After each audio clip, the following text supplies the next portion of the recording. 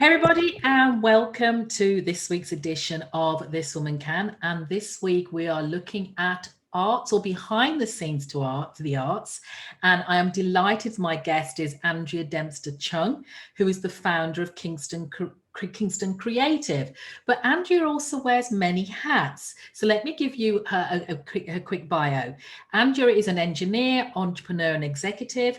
She's the co-founder and managing director of Kingston Creative, an organization seeking to transform downtown Jamaica. The founder of Bookophilia, a bookstore that promotes Caribbean literature, and the founder of Global Art, an art marketing platform which helps artists from developing countries gain access to global markets. Andrea has held senior management roles in the government of Jamaica, Digicel, so we have a connection, and Grace Kennedy, and has served on the boards of Jamaica Social Investment Fund, the National Land Agency, and the Public Health Committee.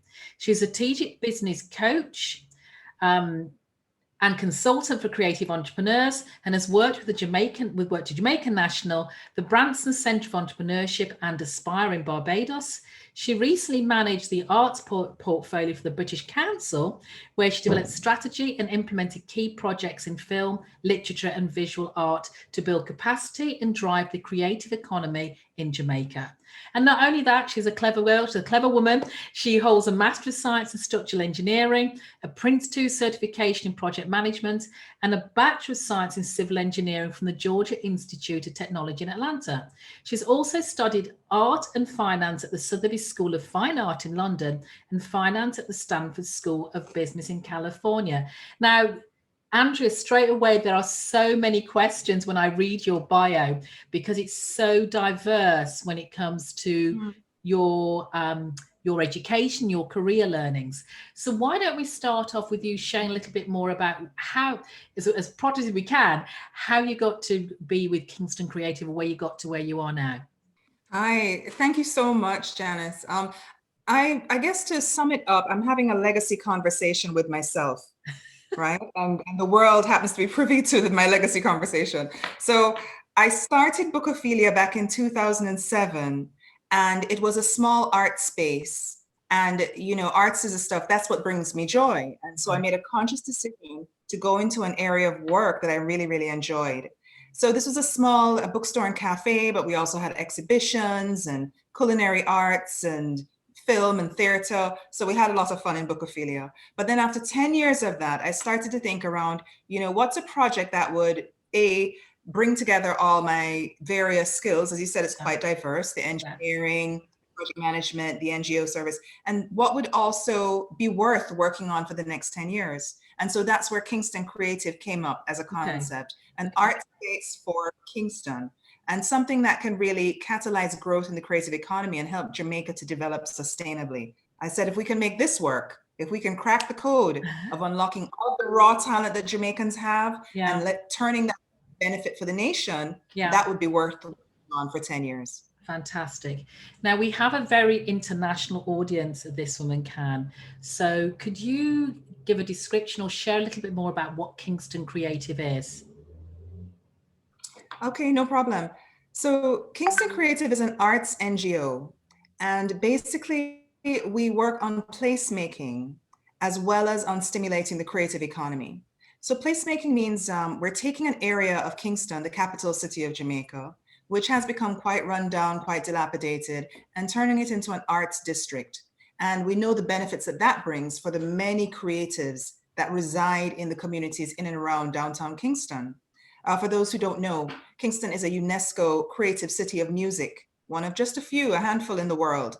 And it's received the Intangible Culture designation for reggae music. And we export so much reggae, but I can't say that we're really seeing the benefit of all the talent that we have as a nation. We're still a developing nation. We still have challenges with poverty and marginalized populations. So Kingston Creative is really about transforming downtown into a fantastic, vibrant art district and a place to be, as well as empowering creative people so that they benefit from this transformation. Fantastic, fantastic. And throughout this journey, Andrea, because it's been very, very varied, what would you describe as one of your biggest challenges and how you overcame it and the lessons learned? Wow. So just easy questions today. I'm giving you easy questions. Um, I don't know. I'm a challenge person. I Right. thrive on challenge. I'm also very much a creative. So I like to create new things. I like to build new things. Maybe that's the engineer part of me. Yes. Yeah. I like to, see things manifest. Um, and so I guess I don't view things as challenges. I'm always like very, very optimistic. So I tend to look at the vision. I tend to have a very optimistic view of what can be done. I think the biggest challenge, if you can frame it that way, is around communicating your vision to people. Yeah. It's around taking a vision that's in your head and having the courage to step out there and declare that to the world. Once you have declared it, then you now have to do something. You're held accountable for it. And I think it's something that a lot of people can relate to. I think a lot of people maybe, there's something that they feel they're called to do, but it's extremely scary. Even having started consulting businesses and the bookstore and Kingston Creative and Go Global Art, with varying, successes and failures, even after all of those starts and startups, it's still very scary to step out and say, okay, this is what I'm going to do. Yeah. And so, I mean, if there's any advice I would give to people who maybe have a vision and, want to actually manifest it, you have to share it. That's the point at which the rubber meets the road and it becomes real for you. Yeah. So, and, I think it's a fear of failure, but failure is part of it. So you mentioned Go Global Art in my bio, and I had big plans for this art marketing platform, but it just didn't go as I wanted it to go. And so some people may call it a failure, but I think I've learned very valuable lessons through it.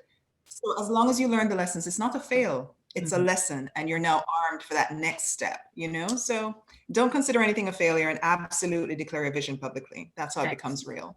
Excellent. Yeah, it's all about accountability, which I'm really hot on at the moment, being accountable and having someone hold you accountable if you're not the best at doing it for yourself. Now, you've touched on fear of failure, which is great. Another thing I always look at, and quite rightly, as you said, you've used those failures as lessons, as stepping stones, as platforms to move ahead. So it sounds like it's made a very positive impact in your life from that respect. But Andrew, when you're starting out on this new crazy idea and things like that, I'm sure you had your naysayers. So when you feel maybe a wobble of confidence, or am I on the right line, or am I on the right track? Do you ever have those feelings of self-doubt? And if so, how do you navigate them? Okay, so every day, that's a short answer. No matter, it's just part of being human. You're always going to wonder, am I on the right track? Am I handling this right? And that's where your team comes in. Yeah. So, I'm blessed to have like a really strong KC team around me. They are amazing people in their own right. And so when you have this team, there's people to bounce things off.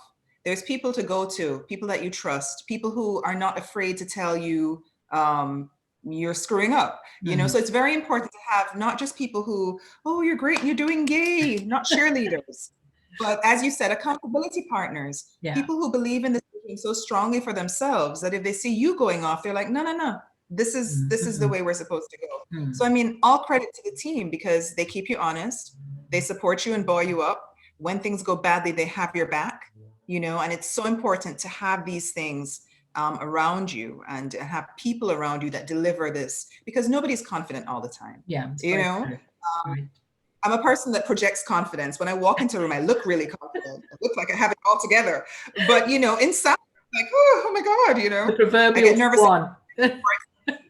Exactly. The little legs are paddling underwater furiously. But, and especially with, I think with Kingston Creative, it's been very unique. At Digicel, you have a huge 1,500 person organization behind you. At Grace Kennedy, you have a team, you have a boss who's going to take some of the flack. In different positions I've worked in, when I was director of technical services for the ministry, you have a whole governmental structure, both for you to execute through and to protect you. Yeah. And at Kingston Creative, it's a very small NGO. It's a startup, just started 3 years ago, 2017. And so it can be very lonely. It can be very isolating. You can feel quite vulnerable to comments that, you know, you might get, you know, you don't have that buffer, which is why, again, that team of volunteers and that Kingston Creative family that we have, super important to getting stuff done, just leading, you know. So Andrea, let me take you back a few years, starting off. So when you started your career, because one of the things I've been very cognizant of, especially from a Caribbean perspective, is that our parents really have a path for us. They know, they have in their head, this is the path you're going to follow. And it's usually very medical or, you know, accountancy and things like that. What was your original start? And I would hazard a guess you deviate a little bit from that someone on the way. And what would have been their response? So, of course, you're absolutely correct. It's doctor, lawyer, engineer, or whatless. So I love that. Those are the 4 options I was presented with. Yeah. You know, I didn't like blood, and then law seemed like you know, I'd just be reading all day long, and so I chose engineer. So I used to draw a lot, like, you know, art is my thing, visual arts, so drawing and painting. And so originally my dream was to go to the Sorbonne in Paris, you know, to really just study art. Yes. And then the economic realities of that were presented to me. In the Caribbean, as you probably know, and I think in a lot of places around the world, art is not a working class option. Yes. Right? My mother is from Trinidad and Tobago. She grew up in St. James. There were 7 children. Originally, the house had a dirt floor. I mean, if you go 2 generations back, you know, you can see why our parents think that way. Definitely. Wow, you're going to have to be able to buy yourself a house and support yourself and support your family and do better for your kids. And that is really, really programmed into our parenting DNA, you know? And so choosing art was something that other people's children did. Yeah. It wasn't a choice that was a viable choice for a working class Caribbean family. Yeah. And I think, I mean, you know, I always, I studied film. I ended up, you know, finding ways to incorporate art into my life. And then I think after you get to a certain place in your career, then you can choose again. Right. So after you bought your house and after you bought your car, then you have you can always choose again. And I see people struggle with actually, how do I change path? Yeah. Oh, I've committed so much time to this company, I can't leave. Or, you know, I've always done medicine. How could I start a new career? You know, but you absolutely can. There is never a point at which it is too late to shift. And I've seen a lot of people shift careers and find a lot of joy in their second choice, which may have been their first choice. Yes. So I guess for me, I haven't become an artist, but I facilitate artists. I work with the creative community. I create platforms for artists so they can succeed. And that brings me a lot of joy. Just working with creative people, though, that's my community and that's who I choose to serve. Excellent. And I'm glad you said that about, because I work with a lot of women who have probably reached a certain time in their life and thinking, wow, is this it?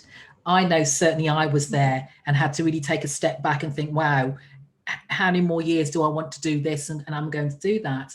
And there's that fear of having the pivot. But I think now, right now at this stage, and I was just doing a few episodes on it, where entrepreneurship or a change, a pivot is now being forced on persons. They're being furloughed, they've lost their roles, you know, and now there's no choice. You kind of have to, I think it's a great time, because that fear of the change, or the fear of the not so much the failure, because you could still fail making the pivot, but the fear of making that change, that's been taken away now. That's been removed. So, you know, what have you got to lose now? And I think it's a great time. Yeah. It's a bit of what have you got to lose, but then everything is in flux. So you're not the only one stepping off the hamster wheel. You know, everybody stepped off and is doing something. So there's a bit more security in the fact that more people are doing this, whether forced or choice.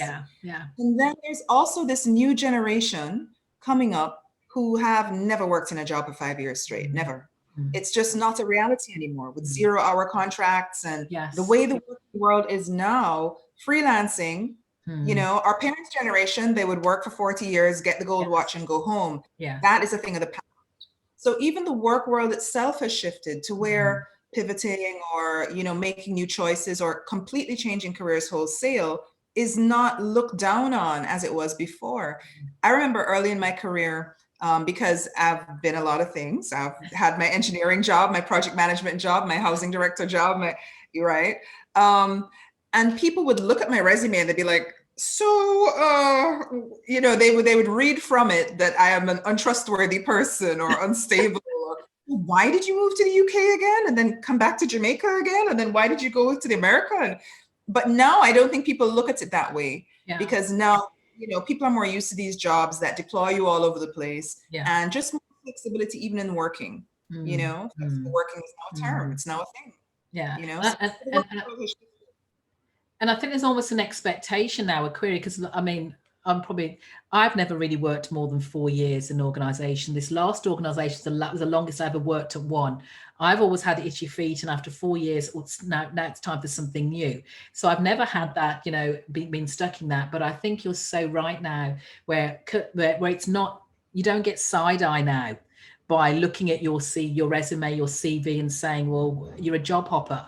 Or why have you left? You're actually in demand. Yes. And you're actually conscious about what you choose to spend your time working on. Absolutely. So you're obviously in demand. I found coming up that changing jobs was the only way you could raise your salary by, you know, 100%. You can't double your salary any other way. There's no company, no matter how much they love you, can they double your salary in one, no matter how much you perform. Absolutely. So changing jobs, you know, about advancement, it's the way to go. Definitely. Thank you for that. So I've got a couple of questions. I'm trying to think how to put these questions in order. So if you had to start over from scratch, Andrea, knowing what you know now, what would you do differently?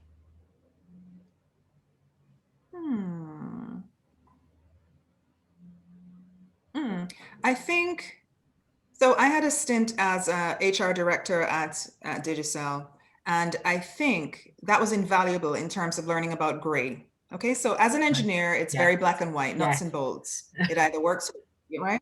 And that was my training coming up. But that doesn't equip you to do big things. To do big things, you need to be able to understand people. So, you know, at a point, I then went off and studied people. In California, we did a course on EQ, IQ, and then, you know, people-related understanding is super, super important. So if there was one thing I was going to do differently in my career, it would have been to pay more attention, not just to, you know, excellence in terms of analytical excellence and numbers excellence, but excellence in terms of understanding people. Because I think if you have both, then, you know, you're really well positioned to do big things. So I wouldn't have waited so late to understand. To understand how humans function, you know, And that's you know, and to just put another thought in my head, because that's a great answer about not understanding the grey, because you know, and I'm going to overgeneralize a little bit here, because there has been this focus on engineering, medical, or, you know, what was it, the lawyer.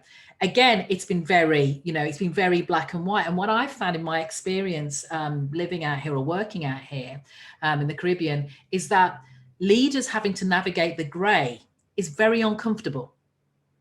They find it very incredibly uncomfortable. And some of the decisions they make, they probably take a very, I want to say a black and white, it's almost a red decision. I've seen people dismiss people or pay people off because they don't know how to handle the grey uncertainty, the greyness, or how to have that conversation. So having a tough conversation is a skill. It is a skill. It's you know. Absolutely. It's a program I run. That's one of my most popular programs, is having that challenging conversation. And the things we take for granted about the conversation you have. And I'm like, but you should know how to do this. You should feel comfortable. It's a whole different world for those. So thanks. Some of it is personality and some of it is socialization. Yes. In the Caribbean, we're a post-colonial society. We are not taught to book authority. We are taught to, yes, ma'am, sir. This has been, you know, this is what decent, good people do. You nod and you acquiesce. So having that confrontation, but not seeing it as a fight. Yes. Sometimes we we yes sir so much until we can't take it anymore, and then it's a fight, right? So, but we're not taught how to have that kind of positive, okay, look, let's have a come to Jesus conversation, and then it's all good. We can build back from there. We're not really taught that. So, and then, yeah, so part of it is some people have that personality and some people don't. And then part of it is the Caribbean society that we exist in. Yeah. And I find when I work in the US, completely different. Everybody's in your face about everything, and that's how they're raised. Yeah. And in the UK, it's in between because it's nice on the surface.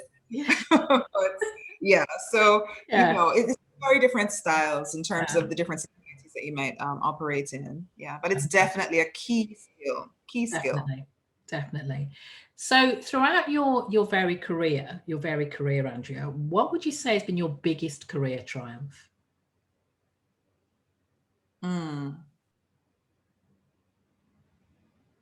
Well, we've just done a deal with the IDB, and honestly, it's like a multi-million-dollar deal, and I could not be more ecstatic for a little tiny NGO from a little tiny island with no big company backing it, and just, all this heart, to actually be able to lay out a vision that the IDB says, yeah, this is going to transform your country. Let's go. So I think that is a big deal, because I just see the difference that it's going to make to so many people as we roll it out. 21 through 2023. Like, I know it's making a change and having an impact that, will be lasting. So I totally agree with you, Andrea, because what you're trying to do, for me, it feels very different than being part of the corporate world. Yes, we know there are lots of people working there, and they all have jobs, etc., etc. But even I'm seeing the repercussions of having, I know Downtown Kingston. So just visualizing or seeing what's going to happen there, and how we people enough already, and how we will capitalize on all the different aspects, from even the higglers will have more traffic and stuff like that. So I think it's fantastic. So I'm going to give you a big clap and well done. That's the big win. That's the thing I think I feel really, really happy about. Kingston Creative, it gives me a lot of joy. I mean, we've all done jobs where, you're doing it for the money, or you enjoy it, but it's, it's not your passion. Yeah. And then the things like Bookophilia, where it was absolutely my passion. Like I love books down to the ground. And then there's this where you feel like you could actually be making some kind of change. So like I said at the beginning, it really is a legacy conversation. And I encourage everybody to sit quietly and just have a little bit of a legacy conversation with yourself. Ask yourself, if you wanted to be remembered for something, if you could do one thing, what would that one thing be that you really want to be remembered for? What would matter after you're gone? That kind of way. I was asked that question quite recently, and it was something I hadn't really thought about. But then when I did think about it, it was quite easy to come up with the answer. And I'm like, well, so now I know I'm on the right track with this, what I'm doing, So yeah, it's an important but often overlooked question. You see, we already know. It's just that we don't necessarily ask ourselves the question that directly and then sit with the answer. But there's already a knowing. Absolutely. I think sometimes it's hard to look at that question because it involves your mortality. It involves accepting that whatever job you're in or whatever job you're doing, you're not going to be doing it forever. They will replace you. There'll be somebody else in 20 years doing exactly what you're doing, sat exactly where you're sat right now. So, if there is to be something that you leave, it's not going to be your 9 to 5.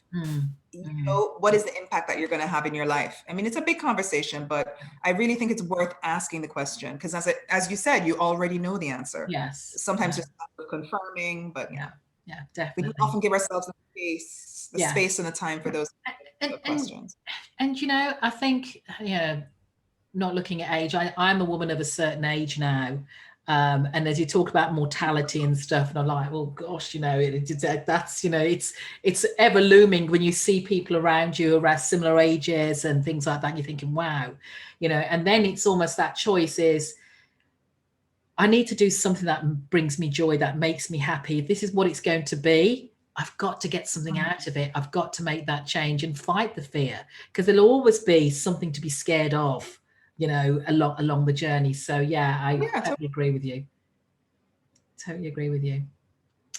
So let me just swing back a little bit to let's talk about your leadership journey. What advice would you share with women? Because you, again, coming from an engineering field, you've worked in a very male-dominated arena. So what advice would you share with any women embarking on their leadership journey or entering a male-dominated profession? It's challenging. With gender, you can choose to play into it, lean in, as they say, or you can choose to ignore it and just, proceed as if, well, I'm going to be the anomaly here, and just do your work and at it. But even if you choose to not play into it, it impacts you, and it is there. It's a fact whether you choose to acknowledge it or not. And it's a fact in your leadership journey. It's a fact in your working life. It's a fact in your pay. And I say this as someone who's done, salary analyses, male versus female, in companies. And then you say, oh, how come she's doing the same job as him and she's being paid so much less? Maybe he just asked for raises and she didn't, because she didn't want to be viewed as the pushy, aggressive lady. Right. So the advice I would give, I think, is number one, to ask for what you want. Don't be in a position to be like, oh, I don't want to be viewed as pushy or this or that, so I'll just, you're probably going to be viewed as pushy anyway. Just ask for and you probably are worth it. And there's probably somebody else who is being paid more than you just because they asked. So speaking up, using your voice, making sure to use your voice very intentionally, meaning you don't have to say a lot. I'm not one of those, I'm a big talker and I'm always talking about it. I'm not one of those people, but when you do open your mouth, good sense should come out, and people will recognize that. And, so use your voice and use it intentionally, which is very different from being chatty and talkative or boastful. Very different. And then I think, gain confidence in yourself. So you have to believe in you. That's the first thing. So, spend time working on yourself. There are going to be areas of self-doubt. Those are yours to address. You've got to sit with you have to get to a place where you feel you are good enough. Nobody else can make you better by fixing this gender inequity or that. If you still internally haven't done that work, then that's not gonna help you. So do the internal work that it takes to get to a place where you are confident and, at peace with yourself. I think that's important too. It's not all about academics and metrics and deliverables. There is that inner work that needs to be done on each of us. There's growth that needs to happen. So identify where and get the help, get the support, get the coach, and move past it. Absolutely. That would be advice for women, because sometimes it does take a coach. I've had a coach at different points in my life. Same here. So it is something that you do the work. If your car wasn't working, you'd fix it. So if something's not working in your realm, get help and fix it. And I think also while we're on it, I just want to dispel that myth that a coach is only needed if you've done something bad. Actually, if you think about the athletes, they do it to improve themselves. So, so what's the difference in trying to have that tact, that approach when it comes to our own careers? So like yourself, I've had a number of coaches.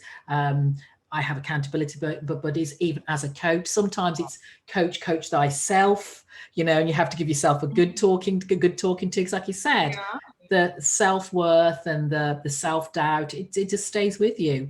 You just get more adept at recognizing when it's creeping in and challenging it, and having the tools to challenge it. I don't know if that's like great advice for women. I'm trying to think if there's something else. I think for young women coming up, because I have a daughter, she's 11. Yes. I think for her, it's that you can do anything. Like, just be clear that you can do anything you choose to do. There's the limits that are only the things you place on yourself. Those are the only limits you have. And I think it's easier for her to believe it. There's this fantastic book for young girls called Rebel Girls or Rebel Women. There's so many examples of women who are just at the height of their game, and Kamala Harris, your Michelle Obamas, and you've got people who really exemplify the fact that women can do whatever they want to do. So yeah, that I think is it. Just Fabulous. that you are unlimited as a being. Absolutely, absolutely. And I love what you said about asking, because those 3 little letters can actually deliver quite a lot, and also knowing your worth. So and again, I think we often downplay our worth, especially when it comes to the gender piece, and not asking. The two go hand in hand. So I'm really glad that you highlighted those, because I'm tired of talking about it. No, I mean, I say it repeatedly, ask for it, because right now you don't have it. Yes. If you ask, the worst thing that can happen is you don't have it, and that's where you are. So exactly what I say. Yeah. You have nothing to lose. So, exactly. And there was a framing, make a powerful request. So I think the first time I had a coach, this was a very expensive coach I think he was from the UK, and he was coaching a CEO at a huge company in Jamaica. Right. He was coaching the CEO. Yes. And, you should get some coaching. I'm like, I can't afford a coach. She's like, make a powerful request. Yeah. And I said, oh my God, it's like asking the impossible. So you think it's not possible, but ask it anyway. Yeah. And when you ask like that, sometimes you get a yes, and you get what you thought was not possible, but you will never get it if you do not ask. So making powerful requests is also another skill set. Yeah. See, pure gems you're dropping here. So I love it. So Andrea, share with us a success quote or a mantra that you use and why it's meaningful to you. Well, that one's easy. Primo inter pares. It's Latin for first among equals. Okay. And there's a book about servant leadership that I read, 20 years ago or so. And I really like that servant leadership model. And primo inter pares, first among equals, means that even though I'm the boss of my department or of my organization, you are just chosen. Everybody else is just as good as you. Yes. You have just been chosen by us to lead. Yeah. We choose to back you to lead. You're no better than anybody else. Yeah. You're first among equals. You lead in a different way when you think of it not as boss and minions, as many do in the current working culture. Yeah. There's a hierarchy. Oh, Mr. So-and-so and Miss So-and-so. Yes. I never do that Mrs. whoever thing. I mean, or Professor this and Doctor that. That's useful. But in general, I like that flat structure. I like that equality, and I like making people feel like you are a part of everything that's happening here. Yeah. And you can only really lead with that if you have that kind of an underpinning. Yeah. So that's why I like primo. Nice. And I think a lot of leaders find out very quickly when there's unsettled team that you're only there because of them. Because take that team away, as I said, there's no I in team and that whole adage. It's so very true, because, even when I was doing as my CEO role, I knew first, I always tell people, you don't need to know. A good leader knows what to ask. A great leader knows who to ask when they don't have the answer. So you don't need to know everything. And I certainly knew at my role, I didn't have a technical background at all. I'd spent my life in call centers. I had some transferable skills, but I quickly realized that I don't need to know everything, because I've employed these people who have these degrees and these qualifications to know that. I just need to know what questions to ask and who to ask them to. Will he do this? And that's it. Surrounded by good people. Yeah. You just have to be smart. You can't be the smartest person in the room, is what they say. And it's really true. Exactly. Yeah. Exactly. So Andrea, what advice, I'm going to give you another hard question. What advice would you give to your teenage self?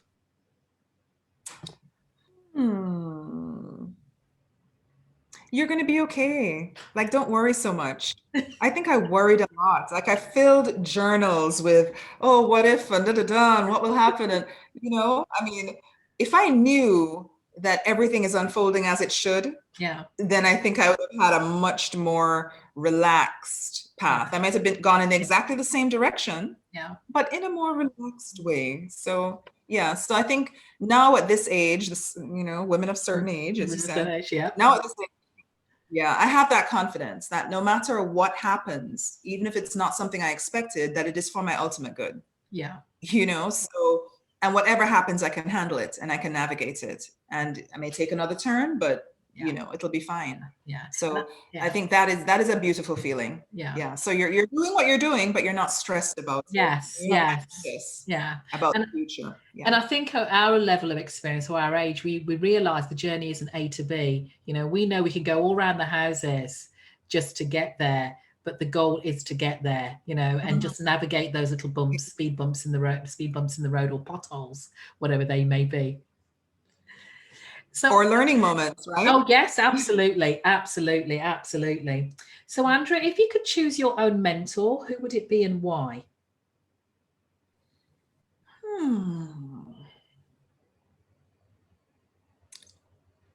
So mentorship is interesting. I've had mentors who did not know they were my mentors. Yeah. I don't believe that you have to sit down in front of someone and have that interaction for them to be a mentor to you. I think they can just inspire you. You can read about their life. You can find out about their path and how they think. And that can actually develop you in a certain way. I can't think of one person. I think it'd be a lot of people, actually. Someone who embodies entrepreneurship, someone who is bold and risk-taking, someone who's also very caring for their people and a really good people leader.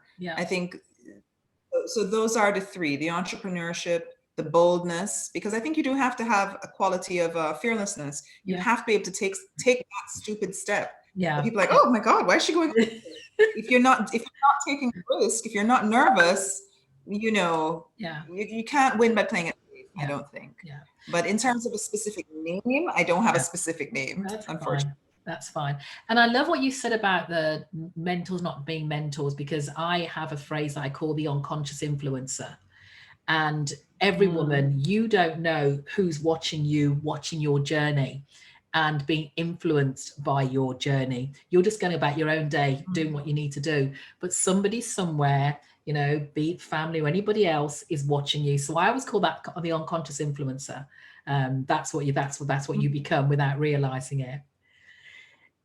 And that's why I like opportunities like this. Yes. To share a story, because, when you have a one-on-one with one person, it's different from, there's something that many people can watch, so it's absolutely worthwhile to try and share your story, even though I'm not a story sharing type, but, I do feel like it's worth it for that very reason. Absolutely. It can inspire somebody. Yeah, save them some time. Save them some stress. I'm happy. Absolutely. So, Andrea, what are the 3 things you have learned about yourself during your career?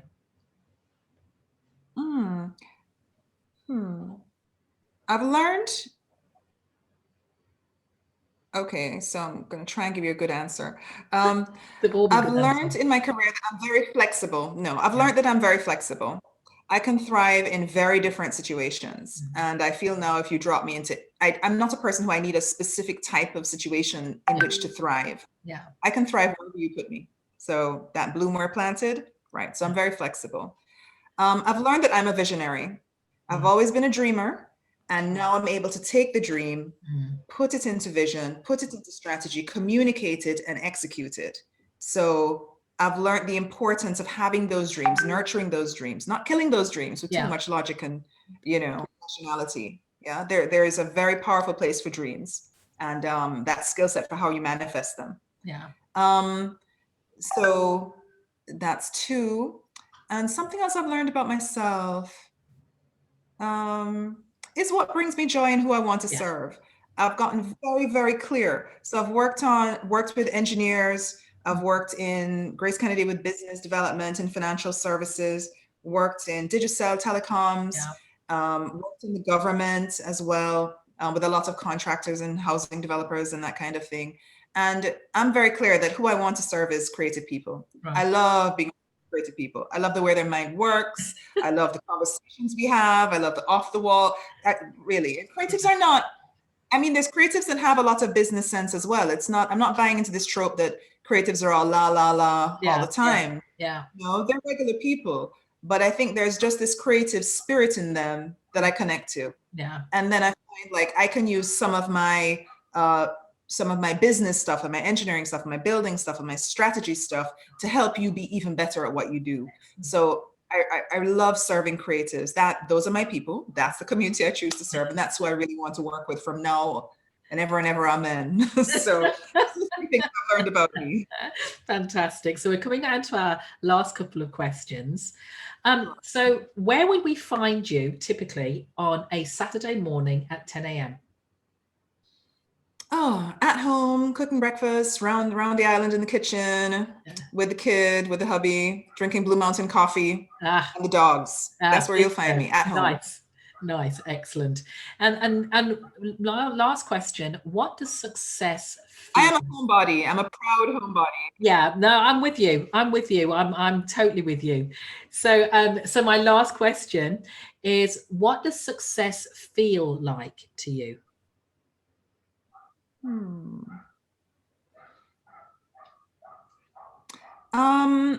So success, it's such a loaded word, right? Because success is something that's almost externally defined. And I don't know if I want to also buy into that external definition of success. Which is why I say success can feel. Yeah. But to get to the feeling, I need to get through the what. Otherwise, we'll all be talking about different things as you watch this. So for me, success would be when I have a conversation with somebody and I know that it shifted something for them. I know that they got something that they needed. They understand something, they can go off and do something. Just a conversation where you really connect, that can be success. It doesn't have to be material success or, signing a big deal. Sometimes those things feel quite empty, or sometimes they feel like, oh my God, the mountain of work that we now have to do to actually, and that's not success. Success for me is in the small moments. It's in the one-on-one conversations. It's in where you really feel you've made a difference. And then the feeling you get is just a feeling of calm. I think when you feel calm and at peace, not that hype, energetic, that to me is not the feeling that's linked to success. That's a different thing. That excitement is not success for me. Success for me is a real calm, grounding feeling, like all the bits of you have come together. And are working together in harmony. You feel aligned. Excellent. So I think there's that peace you get when that's what I link to success for me in my head. Thank you. Well, you'll be pleased to hear that I'm taking you out the hot seat. So so if people would love to know more about Kingston Creative or connect with you, how can they do that? Well, we're on social. So it's Kingston Creative JM on Instagram. We have a lovely website, www.kingstoncreative.org.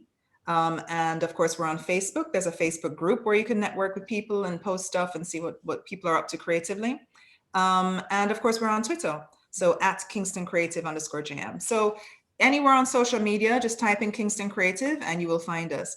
Now we've opened a couple physical spaces. Okay. So middle of a pandemic. So we have opened 2020.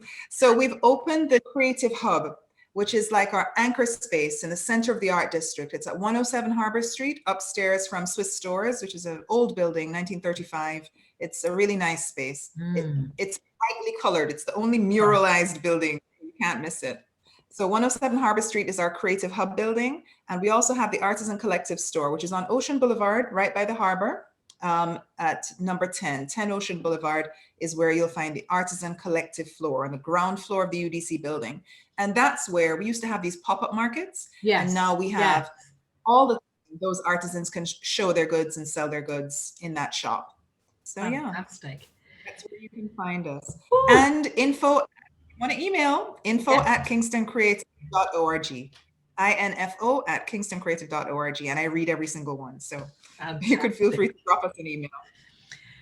Well, I consider this interview completed and I have loved it. I love going behind. I could see what was happening and I'm reading about it, but to see the, I know you say it's a team, Andrea, but there's a driving force behind it. And someone has to create the vision for the team to buy into. So kudos to you. I have loved interviewing you today and thank you so much for your time. Thank you. Thank you, Janice. Thanks for the opportunity. It was a real pleasure speaking with you. You're welcome. Take care. Bye.